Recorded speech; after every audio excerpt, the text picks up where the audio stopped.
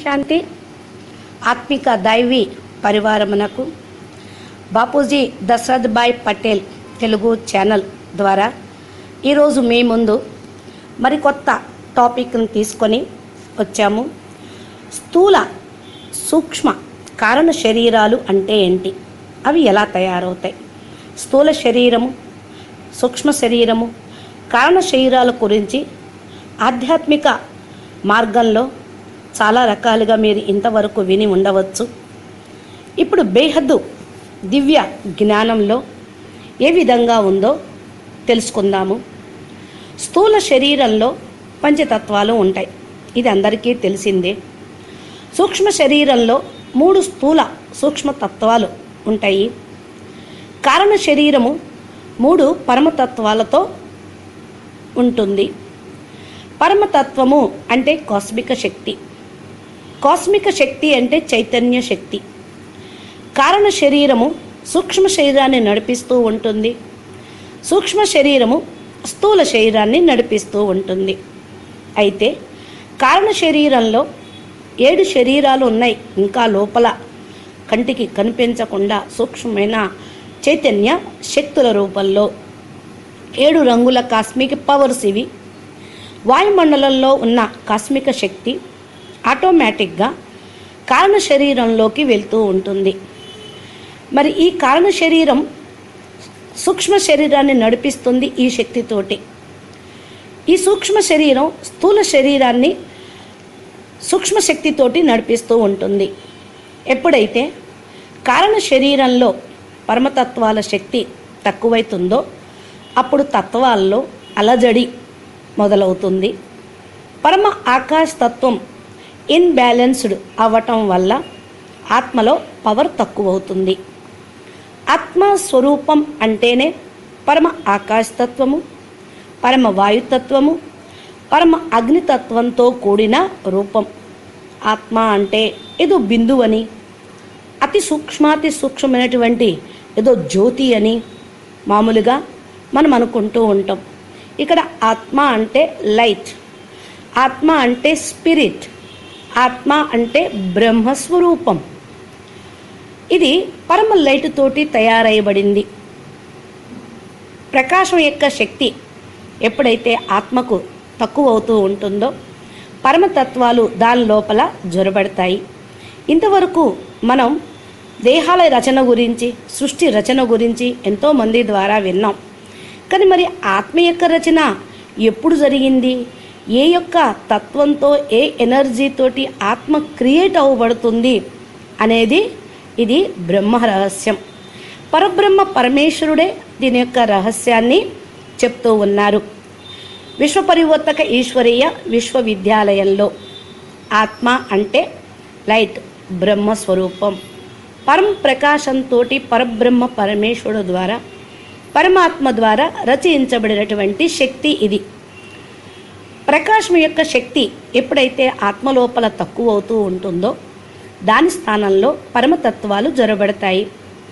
అప్పుడు నిరాకారి ఆత్మ ఆకారి ఆత్మస్వరూపంగా మారుతూ ఉంటుంది. మానవాత్మలు ఎక్కువగా మరి వాక్కులోకి వస్తూ ఉంటారు, ఎక్కువ ఆలోచిస్తూ ఉంటారు. దీనివల్ల ఆత్మలో ఉన్న శక్తి తక్కువైపోతూ ఉంటుంది. అనగా కారణ శరీరంలో ఉన్నటువంటి పరమ ఆకాశ తత్వంలో అలజడి జరుగుతూ ఉంటుంది. అప్పుడు అగ్నితత్వం పెరుగుతుంది.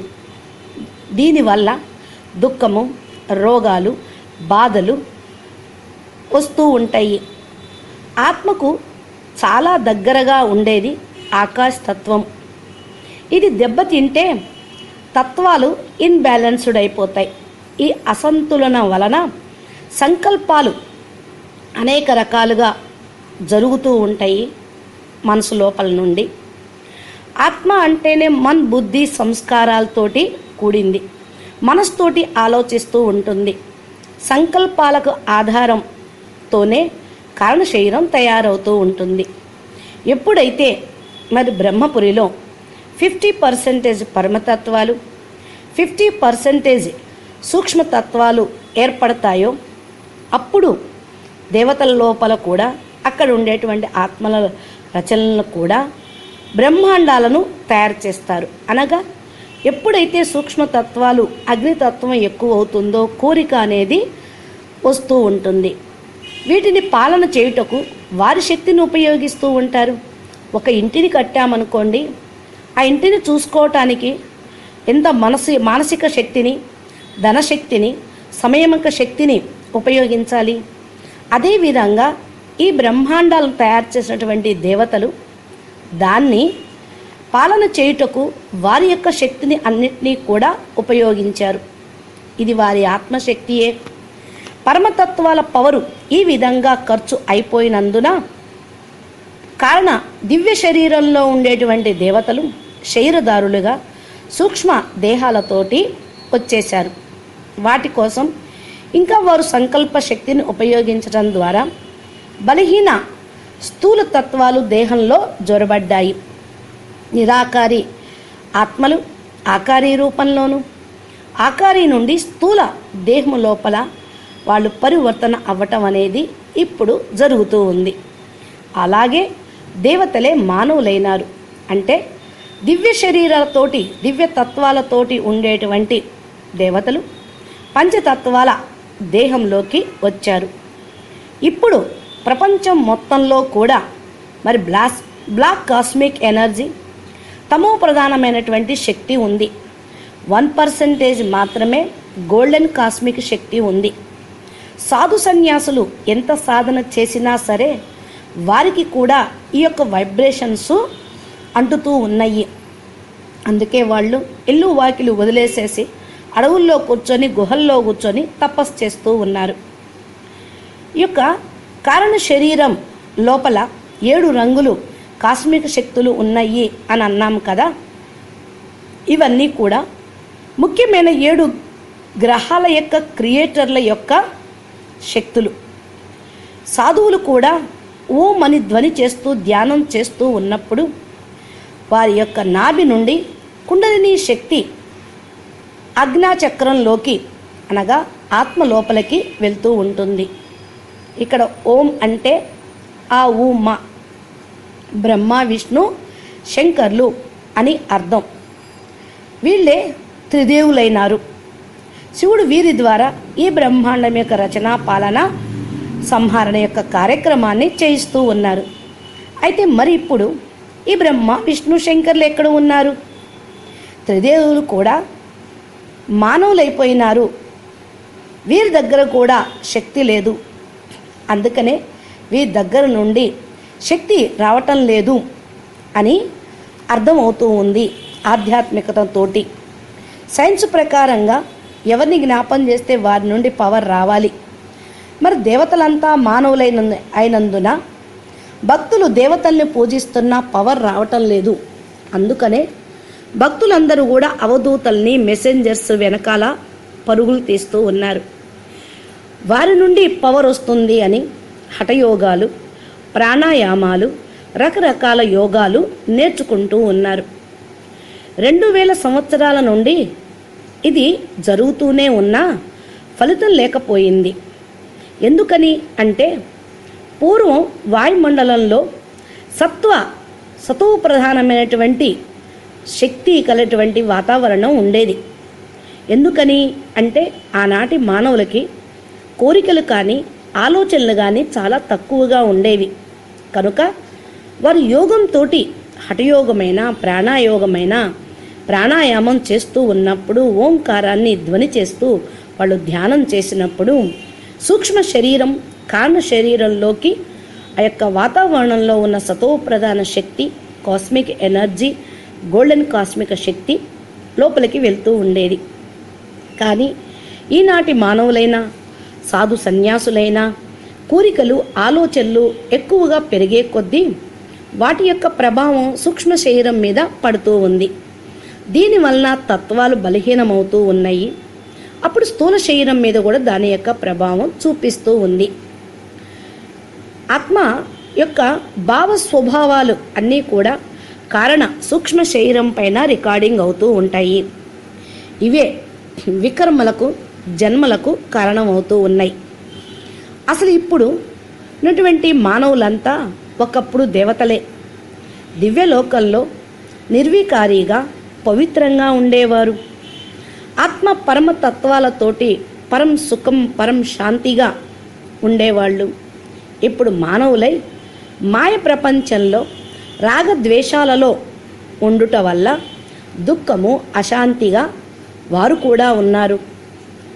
మానవుల యొక్క ఆలోచనలు నెగిటివ్ ఉండటం వల్లే వాయుమండలం కూడా పూర్తిగా ఖరాబ్ అయిపోయింది. ఇప్పుడున్న సాధు సన్యాసుల్లో కూడా వాస్తవంగా పవిత్రత లేదనే చెప్పాలి. ఒకప్పుడు అడవుల్లో గుహల్లో కూర్చొని తపస్సు చేసుకునేవాళ్ళు, వారి కాస్మిక ఎనర్జీని ఛార్జ్ చేసుకునేవాళ్ళు. కానీ ఇప్పుడు వారే జనారణ్యంలోకి వచ్చేసి, అనగా జనుల మధ్యకు వచ్చేసి పెద్ద పెద్ద సంస్థలు పెట్టుకొని దాన్ని సంభాళిస్తూ దానికోసమే తమో ప్రధానమైనటువంటి పనులు కూడా చేస్తూ ఉన్నారు. అందుకనే ఈనాటి యొక్క స్థితి పూర్తిగా డౌన్ అయిపోయింది. ఆధ్యాత్మిక సంస్థలన్నీ కూడా వ్యాపార కేంద్రాలైపోయినాయి.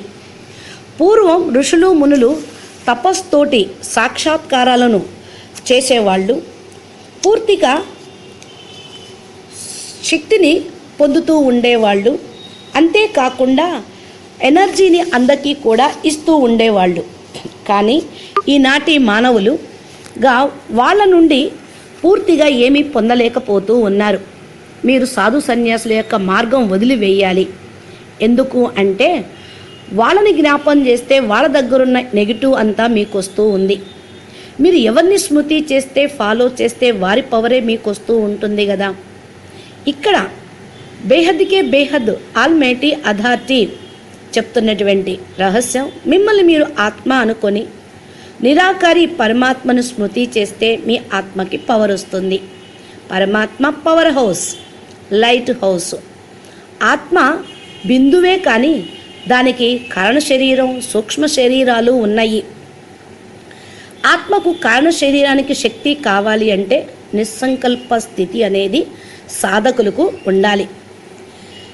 ఎందుకంటే శాస్త్రాల్లో కూడా చెప్తారు, సంకల్పాలు ఎక్కువయ్యే కొద్దీ కూడా ఆత్మ లోపల ఎనర్జీ అనేది తక్కువైపోతూ ఉంటుంది అని. సంకల్పాలు ఎక్కువైతే అమృత రసం జొల్లులాగా మారి కారుతూ ఉంటుంది అని చెప్తారు. అదే నిస్సంకల్ప స్థితి అయితే అమృత రసం ఎక్కువ అవుతుంది. బ్రహ్మానందంలో మునిగి సుషుప్నాలో స్నానం చేస్తూ ఉన్నట్లుగా వారు ఉంటూ ఉంటారు. ఇది కూడా డాక్టర్స్ కూడా మరి నాలుక జిడ్డుగా మృదువుగా ఉండుట, నాలుక పరిస్థితిని పట్టి వైద్యులు కూడా ఆరోగ్యాన్ని గుర్తించేవాళ్ళు పూర్వకాలంలో. ఆయుర్వేదం అంటేనే నాడిని నాలుకని చూసి రోగాన్ని గుర్తించి మందిచ్చేవాళ్ళు. అంటే వాళ్ళ యొక్క ఆత్మిక స్థితిని బట్టి మనసును బట్టి మందు ఉంటూ ఉండేది. స్థూల శరీరమును పెంచే ఆహార పదార్థంలోకి పోవటం వలన నాలుక మరి ద్వారమైనట్లు ఆహార పదార్థాల లోపల పోవటానికి ఈ నాలుక మనకు ద్వారం అవుతుంది. సూక్ష్మ శరీరాన్ని పెంచే శబ్దములు లోపల పోవుటకు శ్రోత ద్వారం అవుతుంది. సూక్ష్మ శరీరంలోకి శబ్దాలు పోవాలంటే మరి ఇదే శ్రోత ద్వారం అవుతుంది. సూక్ష్మ శరీరాన్నే లింగ శరీరము అని అంటారు. కారణ శరీరమునకు ఇది మరి నీరు జ్ఞానము ఎక్కువగా పెంచుతూ ఉంటుంది. జ్ఞానం అనే జలంతో కారణ శరీరం పవర్ఫుల్గా ఉంటూ ఉంటుంది. జ్ఞానమే కారణ శరీరమునకు మూలము. జ్ఞానమును అర్థం చేసుకొని గ్రహించుటియే మహాకారణ శరీరంలోకి తీసుకొని వెళ్తుంది. అనుభవం గ్రహించుడుచే మీ తెలివితేటలు కూడా పెరుగుతూ ఉంటాయి. ఎప్పుడైతే శ్వాస నిలిచిపోతుందో శ్వాసకి సూక్ష్మ శరీరమే ఎరుక. శ్వాస నిలిచిపోవటము అంటే సూక్ష్మ శరీరం లోపలికి మీరు వెళ్ళిపోవటం. తెలివిలో ఉన్నారు అని అంటే స్థూల శరీర స్వరూపంలో ఉన్నారు. శ్వాస స్థూలానికి సంబంధించింది. స్థూలము సూక్ష్మములు కలుగుటే మూలమైనటువంటి జ్ఞానం తెలుసుకున్నప్పుడు వాటిని గ్రహించగలుగుతూ ఉంటారు. అయితే ఇప్పుడు మనం ఈ పంచభూతాంశములు ఏంటి అనే విషయాన్ని తెలుసుకుందాము. ప్రపంచంలో చాలా కఠినమైనది ధాతువు ఏమిటి? భూమి. ఇది ద్రవ్యాంశము, జలము, ఉష్ణాంశము, అగ్నిగా, చలనము అనగా వాయువుగా, బయలంతం ఆకాశంగా ఉంటూ ఉంటుంది. అంటే పంచభూతాలు ఏంటి? ఆకాశము, భూమి, వాయువు, అగ్ని, జలము అని అంటూ ఉంటారు కదా. ఇది ఒక్కొక్క దానికి గుర్తు. భూమి గట్టిగా ఉంటుంది, జలము ద్రవ పదార్థం రూపంలో ఉంటుంది, ఉష్ణ రూపంలో అగ్ని ఉంటుంది, వాయువు చలన రూపంలో ఉంటుంది, ఆకాశము వ్యాపకంగా ఉంటుంది. స్థూల శరీరంలో ఎముకలు, చర్మము, గోళ్ళు, నాడులు, ఎంట్రుకలు ఇవన్నీ కూడా భూమి యొక్క అంశయే. అంటే మన బాడీ పంచతత్వాల దేహం ఎలా తయారైందో ఇక్కడ తెలుసుకోండి. లాలాజలం అంటే నీరు, మూత్రము, రక్తము, శుక్లం, స్వేదం అనగా చెమట, నేత్రముల ఉండుట ఇవన్నీ కూడా జలానికి గుర్తు. మరి పొట్ట యందు జఠరాగ్ని ఉంటుంది కదా. కోరికలు, దప్పిక, అపోస్థానము నందు ఆలస్యము, సోమర్తనము, పాదములందు సంగమము, గుహ్య స్థలమందు ఉంటూ ఉంటుంది. ఇది దేని గుర్తు? అగ్నికి గుర్తు. మరి వాయువు యొక్క లక్షణాలు, వాయువు ఎలాగా అంటే వాయువు చర్మమునందు ఉంటుంది, పాదములందు ఉంటుంది. అంటే కంపనం, వైబ్రేషన్స్, మన కళ్ళు అదరటము, కనురెప్పలు మూయటము ఇది వాయుతత్వానికి గుర్తు. మరియు కామము ఇది ఆకాశ స్థానమునందు ఉన్నది. క్రోధము అపోస్థానమునందు ఉంటుంది. లోభము, దురాశ అగ్నిస్థానమునందు ఉంటుంది. మోహము పృథ్వీ స్థానమునందు ఉంటుంది. భయము వాయుస్థానమునందు నిలిచి ఉన్నది. ఇవన్నీ కూడా ఆకాశ అంశములే. అనగా ప్రతి ఒక్క దానిలో కూడా కామ, క్రోధ, లోభ, మోహ, అహంకారాలు అని అంటారు కదా. ఇవన్నీ కూడా ఎక్కడి నుంచి వచ్చినాయో స్పష్టంగా చెప్తూ ఉన్నారు. కంఠము నుండి నాభి వరకు పిండాండము అంటారు. కంఠం నుండి పై భాగము బ్రహ్మాండము అని అంటూ ఉంటారు. నాభి నుండి క్రిందకు బీజోత్పత్తిని అండాండంగా అంటారు. శుద్ధము, బ్రహ్మము అనగా ఆత్మ లైట్ నుండి శబల బ్రహ్మ వరకు మనము వెళ్ళవచ్చు. దీని నుండే అవ్యక్త తత్వము అనేది వస్తూ ఉంది. ఈ అవ్యక్త తత్వం నుండే మహత్తత్వం పుడుతూ ఉంది. మనం ఇప్పుడు పంచతత్వాల గురించి తెలుసుకున్నాము, దాని సూక్ష్మ తత్వాల గురించి తెలుసుకున్నాము. దానికి పైన ఉండేటువంటి అవ్యక్త తత్వం ఏంటి, మహత్తత్వం ఏంటి అనేది మీరు తెలుసుకోవాలి. ఇప్పుడు సాత్విక ఆహారము, రాజస ఆహారము, తామసిక అహంకారము నుండి శబ్దము, రసము, గంధము మొదలైన అన్నీ కూడా తమో గుణాలే. సాత్విక అహంకారము ఉంటుంది, రాజస అహంకారము ఉంటుంది, తామసిక అహంకారము ఉంటుంది. ఇవన్నీ కూడా ఎక్కడి నుంచి వచ్చినాయి? స్పర్శ, రస, గంధము ఇవన్నీ కూడా తమో ప్రధానమైనటువంటి అంశాలే. ఇవి కూడా ఆకాశం నుండే పుట్టినవి. స్పర్శలోని తమో గుణం వల్ల వాయువు పుట్టింది. ఇది రెండు భాగాలుగా డివైడ్ అయితే తమో గుణం వల్ల అగ్ని పుట్టింది అంటారు. రసము యొక్క తమో గుణం వల్ల జలము పుట్టింది అంటారు. గంధం యొక్క తమో గుణం వల్ల పృథ్వీ పుట్టింది అంటారు. ఈ తమో గుణము అని అంటూ ఉన్నారు అంటే పంచతత్వాలు తమో గుణంతో వచ్చినట్లే కదా. ఎప్పుడైతే మరి అవ్యక్తం నుండి మరి వ్యక్తంలోకి వచ్చేస్తూ ఉంటారో అప్పుడు అహంకారాలు వచ్చేస్తాయి. ఈ అహంకారాలు రాజస అహంకారం కావచ్చు, తామసిక అహంకారం కావచ్చు, లేక సాత్విక అహంకారము కావచ్చు. అహంకారం అహంకారమే కదా. దీని నుండే ఈ యొక్క తత్వాలు అనేవి పుట్టినయ్యి. అదేవిధంగా మనసు ఎక్కడి నుంచి పుట్టిందనుకుంటున్నారు?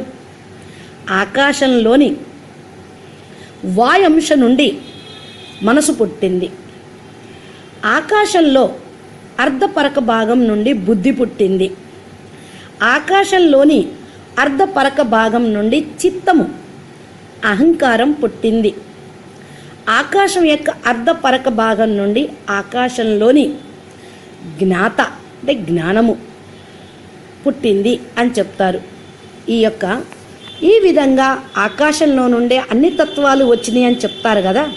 ఆకాశంలో నుండే వాయువు వచ్చింది, వాయువు నుండి అగ్ని వచ్చింది, అగ్ని నుండే జలము వచ్చింది, జలం నుండే భూమి వచ్చింది అని మనకు శాస్త్రాల్లో చెప్తూ ఉంటారు. ఇప్పుడు మరి వాయువు అంటే ఎక్కడ ఉన్నది? వాయువు అంటే దీనికి మరి 4 రకాల వాయువులు ఉన్నాయని చెప్తారు. అపానము, వ్యానము, సమానము, ప్రాణము. మరి దీని యొక్క వివరంలోకి వెళ్దాం. ఇప్పుడు అపానము అంటే మలమూత్రం సంబంధించింది. శుక్ల శోషితములను బయటికి పంపించేది. శ్వాసను లోపలికి పీల్చుకునేది కూడా వాయువే. వ్యానము అంటే శరీరం అంతా వ్యాపించి ఉంటుంది. ఇది మన శరీరంలో సమశీతోష్ణ స్థితిని కలిగిస్తూ ఉంటుంది. అన్నరసమును 72,000 నాడుల ద్వారా శరీరం అంతటా కూడా వ్యాపింపచేసేది వ్యానమే. ఉదానము అనగా వాయువులో ఒకటి. ఇది కంఠస్థానము నుండి నిద్రించేటప్పుడు ఇంద్రియాలకును తన దగ్గరికి ఉంచుకొని మేల్కొనటంతో యథాస్థానంలోకి ఉంచుతుంది. ఉదానం ఎక్కడ ఉంటుంది? కంఠస్థానంలో ఉంటుంది. నిద్రపోయినప్పుడు ఇంద్రియాలన్నింటినీ కూడా తన దగ్గరికి తీసుకుంటుంది. తరువాత మేల్కొన్న వెంటనే వాటి యథాస్థానంలోకి వాటన్నిటినీ సందేశాలను పంపిస్తూ ఉంటుంది. ఇంకొకటి తర్వాత సమానము. నాభి నందు నుండి జఠరాగ్నితో అన్నము జీర్ణమగుటకు ఉండేటువంటి వాయువుని సమాన వాయువు అని అంటారు. ప్రాణము హృదయం లోపల ఉండి శ్వాసను బయటికి విడుచును, మళ్ళా శ్వాసను లోపలికి తీసుకుంటూ ఉంటుంది, నీళ్లను త్రాగుతూ ఉంటుంది కూడా. ఇది నీ ప్రాణమయ శరీరం అని చెప్తూ ఉంటారు. పంచతత్వాలు ఇక్కడ ఈ విధంగా ఉన్న కారణం వల్ల శాస్త్రాల్లో చెప్తూ ఉంటారు. తమో గుణముచే స్థూల శరీరం తయారైంది, రజో గుణముచే సూక్ష్మ శరీరం తయారవుతుంది, సతో గుణము చేత కారణ శరీరం తయారవుతుంది అని మనకి ఇక్కడ అర్థమైపోతూ ఉంటుంది. సూక్ష్మ శరీరమే అన్ని యొక్క కార్యక్రమాలను కూడా మరి సమస్త కార్యక్రమాలను ఊహించుకొని తన నిర్ధారణ ప్రకాశమును స్థూల శరీరమును ఒక తోలు బొమ్మలాగా ఆడిస్తూ ఉంటుంది.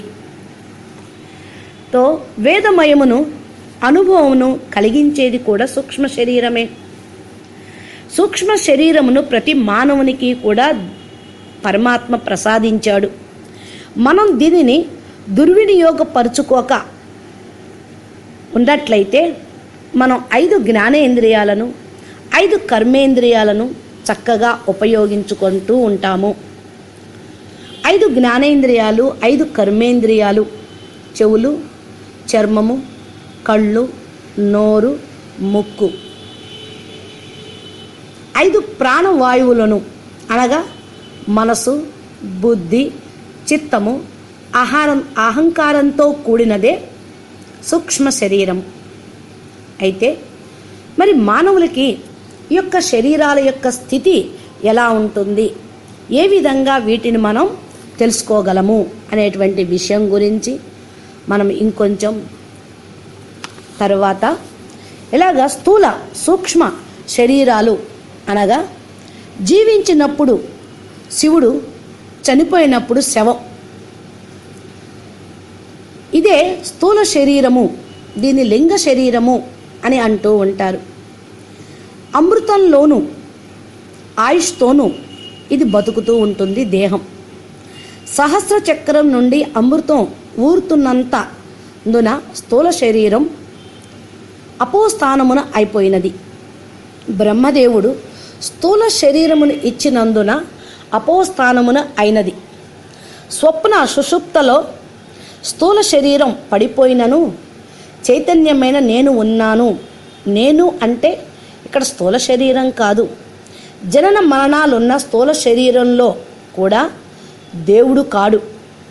చావు లేనివాడు దేవుడు కనుక అది బ్రహ్మపీఠ హయ్యెస్ట్ స్థానము.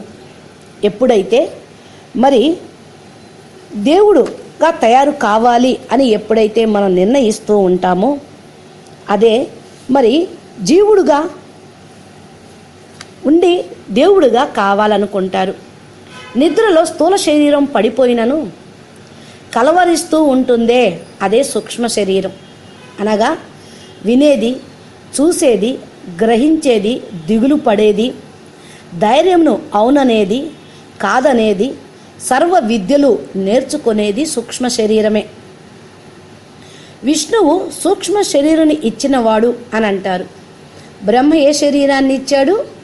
స్థూల శరీరాన్ని ఇచ్చాడు.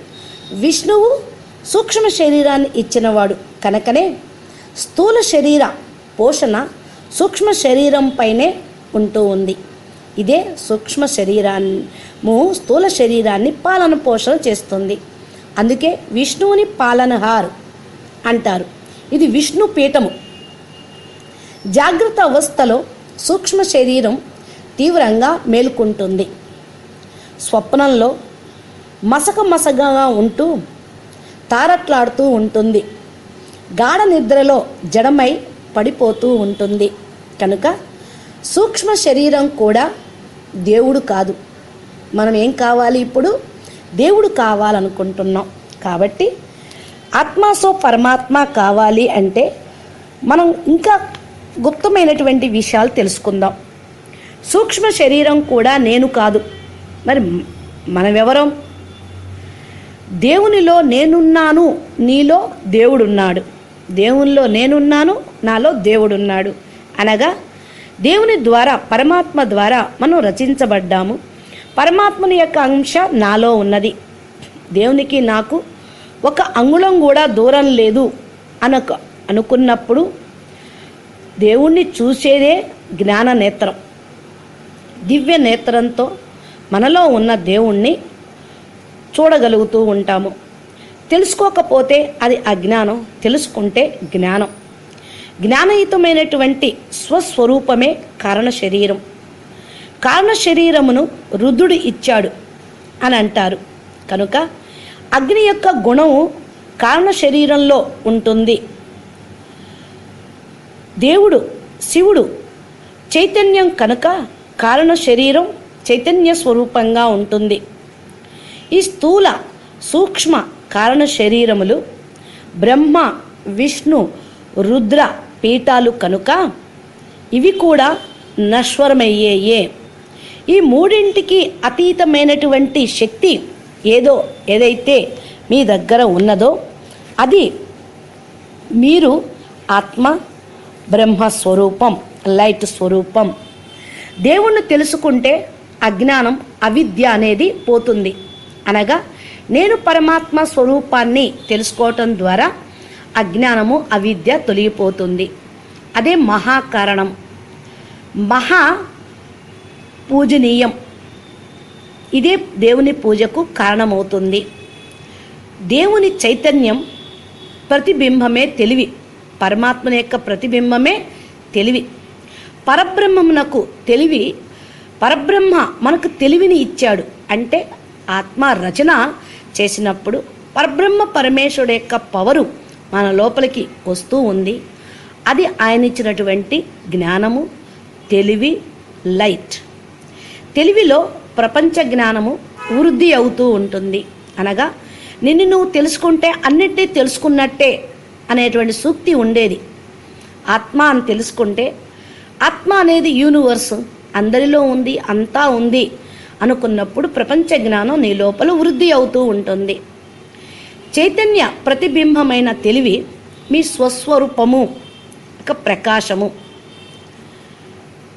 ప్రతిబింబం నాకు స్వయం శక్తి ఉండదు.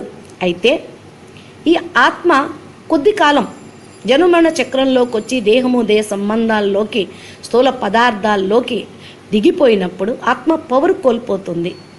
అప్పుడు ఆత్మ తమ యొక్క స్వస్వరూప ప్రకాశాన్ని కోల్పోతుంది.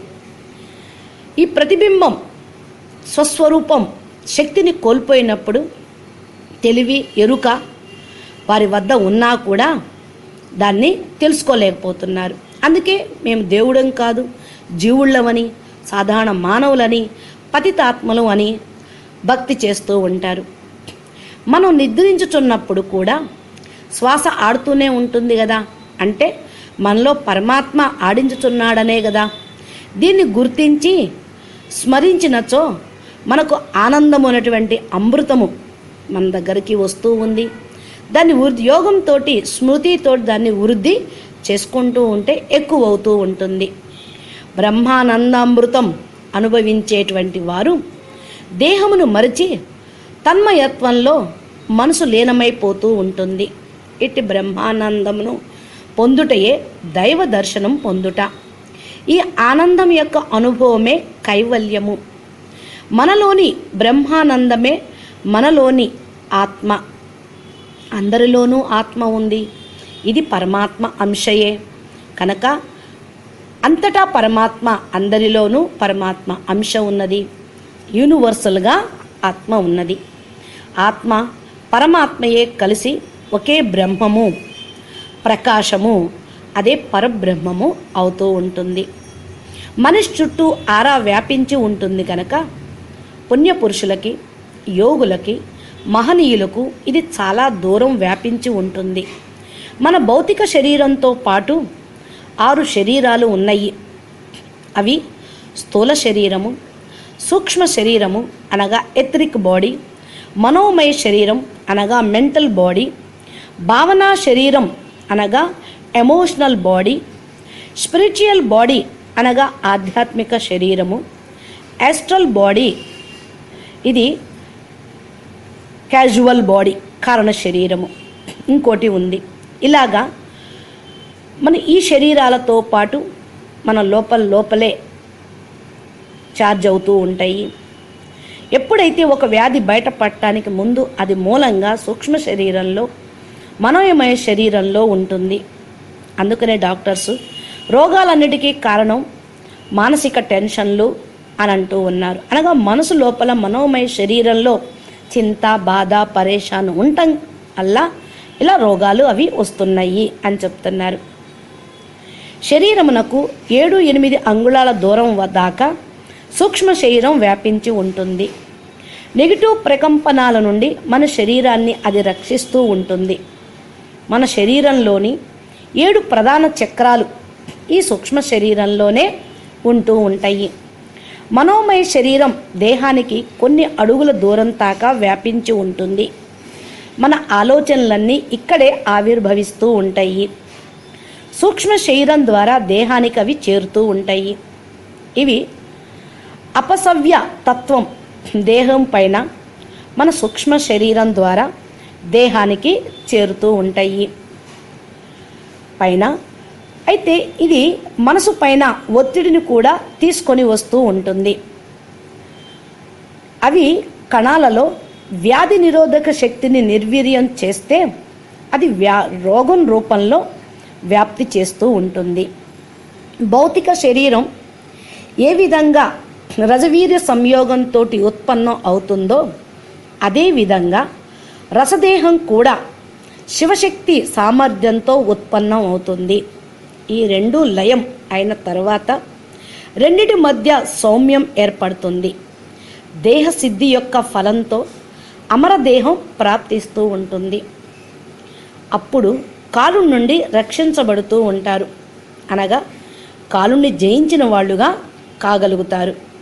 త్రిలోకాలలో విచరత చేస్తూ ఉంటారు. చతుత్పాద బ్రహ్మ యొక్క పాదము మృత్యువు దాకా వ్యాపించి ఉంటుంది.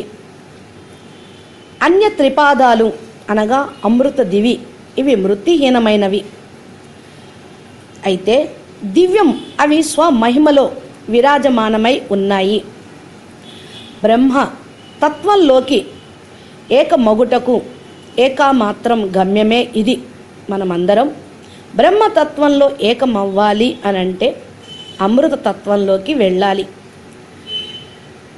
ఎప్పుడైతే మరి ఇది స్థూల ప్రపంచము, ఒకటి జడంగా ఉంటుంది, రెండు చైతన్యంగానూ ఉంటుంది. కాబట్టి మనం జ్యోతిర్మయంగా, చైతన్యంగా, అగ్ని స్వరూపంగా, శుద్ధ తత్వంగా, ఇదే మన స్వభావంగా అనుకున్నప్పుడు మన యొక్క దేహమును యోగ స్మృతిలో యోగాగ్నమయమైన శరీరంతో మనం ఈ వికర్మలన్నిటినీ కూడా వినాశనం అనేది చేసుకోగలుగుతాము. ఆ దివ్య శరీరంలోకి ఉన్నప్పుడు కాలాగ్ని కూడా మనల్ని దగ్ధం చేయలేదు. కాబట్టి ఇప్పుడు మనం దివ్య శరీరాన్ని గురించి, కరణ, సూక్ష్మ, స్థూల శరీరాల గురించి తెలుసుకుందాము. దీని గురించి ఇంకా కొన్ని విషయాలతోటి నెక్స్ట్ ఎపిసోడ్లో మనం కలుసుకుందాము. మీరు ఈ ఛానల్ని చూస్తూనే ఉండండి. ఈ యొక్క టాపిక్ మీకు నచ్చినట్లయితే లైక్ చేయండి. మీ స్నేహితులకి, బంధువులకి, జ్ఞాని ఆత్మలకి షేర్ చేయండి. మా యొక్క ఛానల్ని సబ్స్క్రైబ్ చేయటం మాత్రం మర్చిపోవద్దు. పరం శాంతి. నమస్తే. పరం శాంతి.